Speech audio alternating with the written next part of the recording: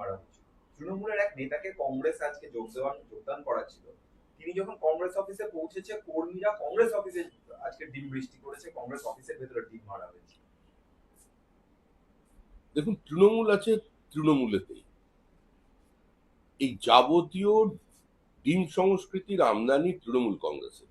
এখন তৃণমূল যদি তৃণমূলকে ডিম মারতে থাকে, আমরা কি করতে পারি? আমরা তো বলছি এই ডিম ছোড়াছুড়ির ফলে পশ্চিমবঙ্গের ভাবমূর্তি কলুষিত হচ্ছে সারা দেশের সামনে। এটা কোনো সুস্থ সভ্য সমাজে কাম্য নয়। কিন্তু আমাদের কাছে তো আটকানোর ক্ষমতা নেই।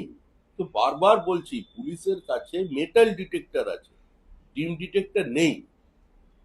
এখন পুলিশ যদি আবার কারোর পকেটে হাত ঢুকিয়ে ডিম খুঁজতে থাকে, সেটা তো একটা বিপজ্জনক ব্যাপার। তারপরে বলবে যে তৃণমূল আমলে পুলিশ কামড়ে দিত, বিজেপি আমলে পুলিশ পকেটের মধ্যে হাত ঢোকাচ্ছে। এটা বিপজ্জনক, ও সম্ভব নয় সব কিছু করা। তবে এগুলো বন্ধ হওয়া উচিত।